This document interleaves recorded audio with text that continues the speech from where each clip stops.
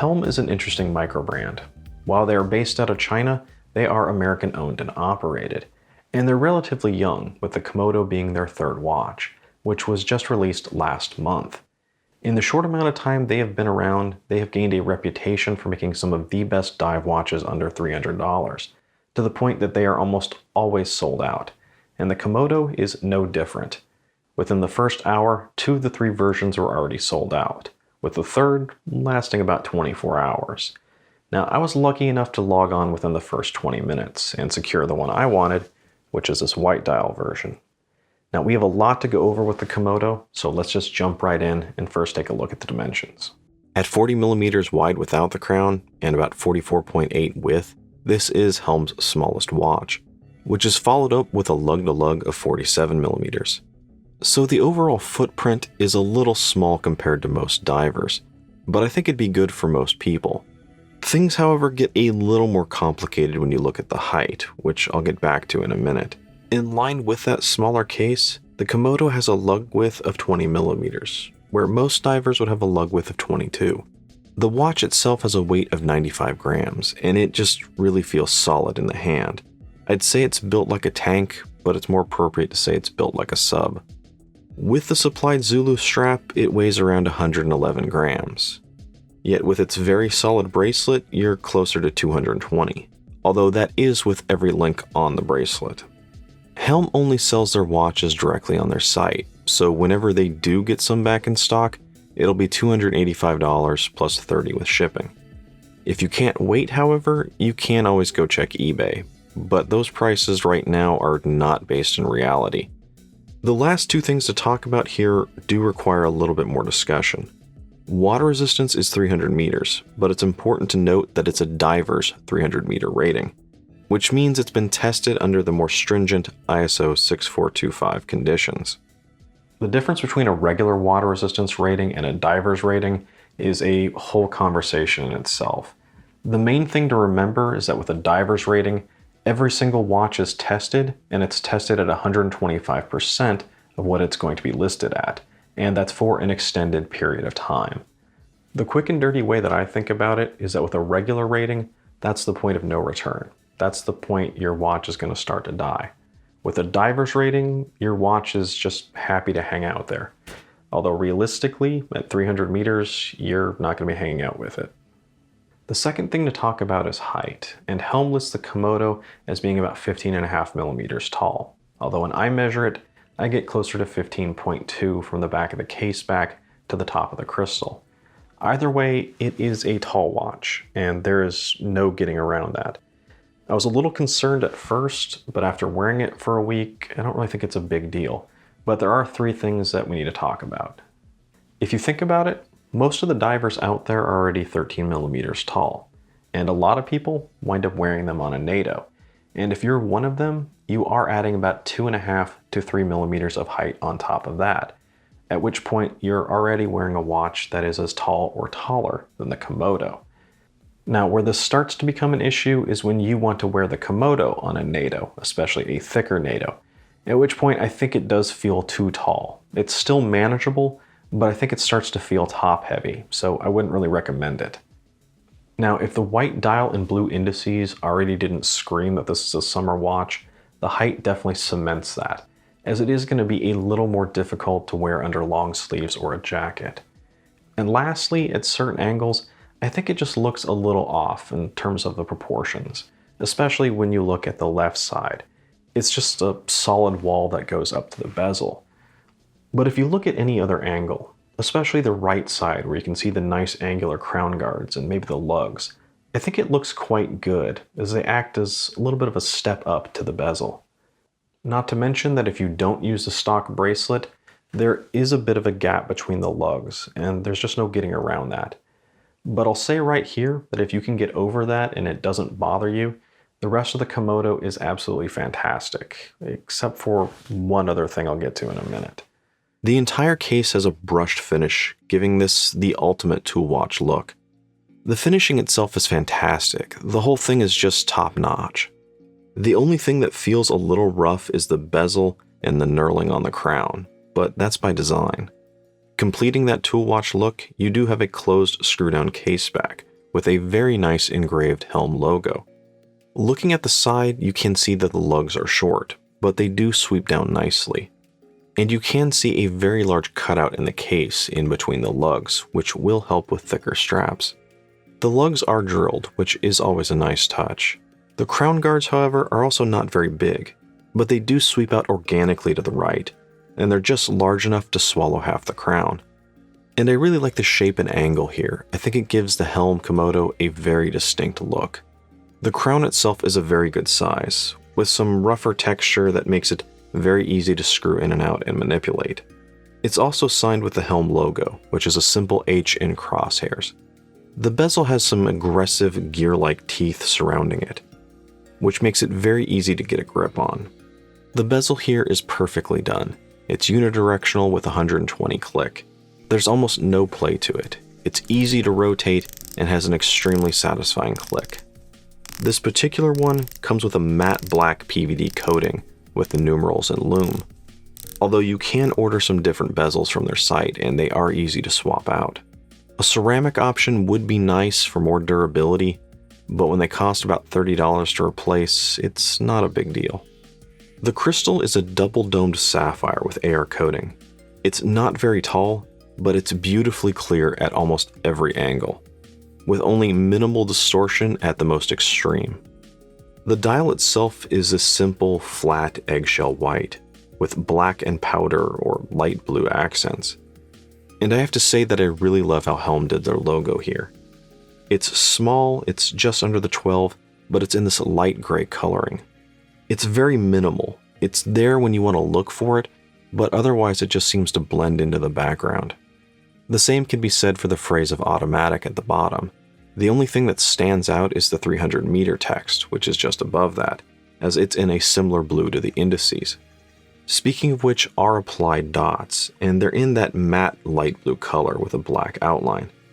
And I want to keep calling it powder blue, because it really reminds me of that light blue powder coating you would see on some appliances and cars from the 1960s. The overall color combination here is really going to be something you just love or you can't stand. Personally, I love it. It's beautifully done and not something you see every day. The color combination doesn't really clash, and it just makes everything pop and seem more vibrant. The black crosshairs on the dial are also a nice touch, as they just seem to help your eyes focus on the center. What I think is also a first for Helm is a raised chapter ring with minute indicators. It's very steep, so when you're looking straight down, it doesn't really take up much dial real estate. Yet when you look at an angle, like what it's on your wrist, it's very easy to read. The hour and minute hands are large arrows, and again in that powder blue color, yet here you have a thick black outline, while the second hand is a thin but very long arrow. I love the length here, and the color combination and design of the arrows just draw your eyes to them. I also like how the black outline breaks up the arrow, which gives it a very unique lume profile. One of my favorite parts in this design is the date at the 6. And it's more that the date actually acts as the indice. It's a simple cutout, but it's surrounded by both blue and black outline. It's centered in the dial, so it doesn't really break up the symmetry, but I absolutely love the open circle it creates in the lume. Speaking of which, the lume is fantastic. One thing I appreciate in this design is that the lume color they chose is similar to the actual color on the indices, so that when you're walking from the outdoors in, there isn't a drastic change in color. It's more like those indices just seem to glow and come alive. So for comparison, I really wanted to test the lume out here. So I threw it up against 2 Seiko divers and an Orient. So specifically the Seiko Ice Monster, a Seiko Turtle, and the new Orient Kamasu. And the Komodo here easily holds its own. After 40 minutes, with the Komodo's bezel, I'd say it's the brightest. Yet without that bezel, and just looking at the hands and the indices, I'd say it's a tie between it and the Turtle, with the Ice Monster as a very close second. So as I said, it is fantastic lume. Movement-wise, it's using a Seiko NH35, which I think is the best choice for a true tool watch. It's an affordable, reliable workhorse movement, with 40-hour power reserve, hacking, and hand winding. Accuracy will vary watch to watch, but here I was gaining about 8 seconds a day, which I think is pretty good for an NH35. We still have the bracelet to talk about, which I will say that it's well made, but the design may put some off. But I want to point out that almost every upgrade you could want on a diver is already here in the Komodo. The only way that I can think of to improve this would be to upgrade the movement. Yet if you do that, you're going to start to drastically increase the cost. The Komodo comes with a very solid bracelet, as well as a single pass strap in your choice of color. The bracelet is very well made, and again has more of a tool-like design with an all-brushed finish. It has solid links and solid end links, not to mention a very oversized and solid clasp. And the clasp itself is really the only other issue I have with the Komodo. As I said, it is extremely well made, but possibly over-engineered for the task at hand. The good and the bad of the clasp really come down to the fact that it has a diver's extension, so you can add 10mm at will, which is good. The problem, however, comes from the support bar of that mechanism, which prevents the clasp from completely folding in. So it does stick out slightly, although not much, maybe a millimeter. Also, there are 3 micro-adjustment holes on this bracelet, yet you only really get the full benefit of the first one. If you use the other 2, then the bracelet might wind up interfering with that bar as well. One possible solution, which was suggested by Jody over at Just One More Watch, was to replace that clasp with another one that Helm sells, which is the FC1, which is very similar but doesn't have the diver's extension. Although because of his influence, those have also now sold out. Now, what I found was that if you move links from one side to the other, you can start to reposition the clasp, and you might find a position that's a little more comfortable. It might take a little bit of trial and error. Although personally, I never really thought it was uncomfortable. In fact, I think it felt quite good. So by swapping it out, I think you're only going to save about a millimeter.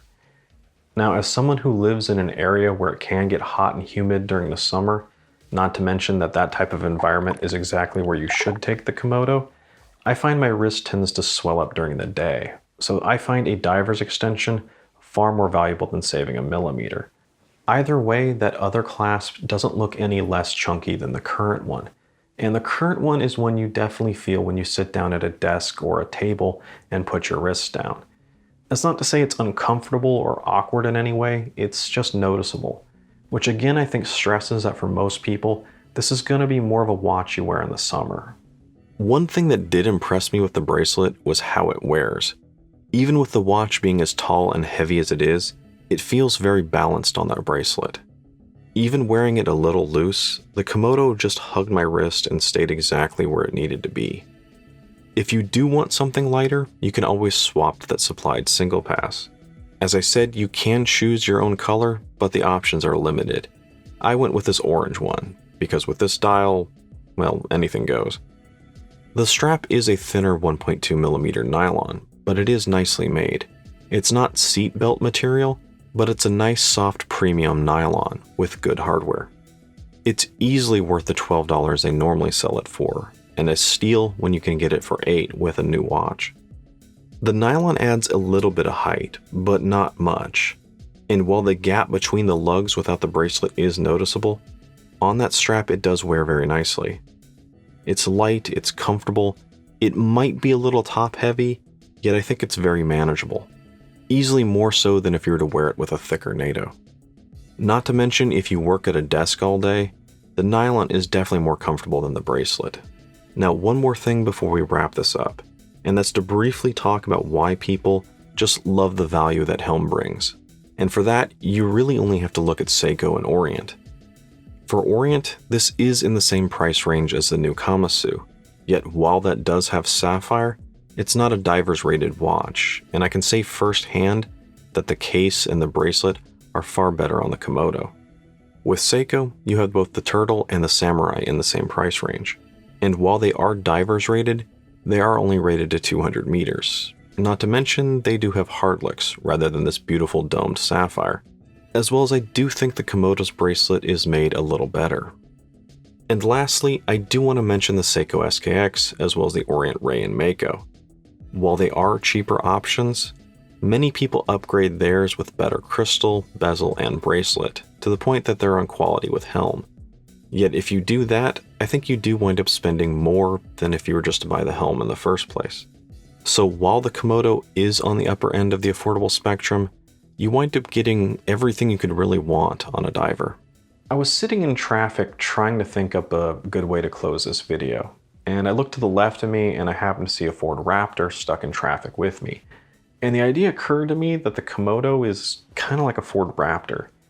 If you don't follow trucks, a Ford Raptor is one of Ford's F-150 trucks that was designed to be the ultimate off-road vehicle, which comes with a rather steep price tag, which I think starts around $53,000. But it's easily one of the most badass trucks you can just go out and buy.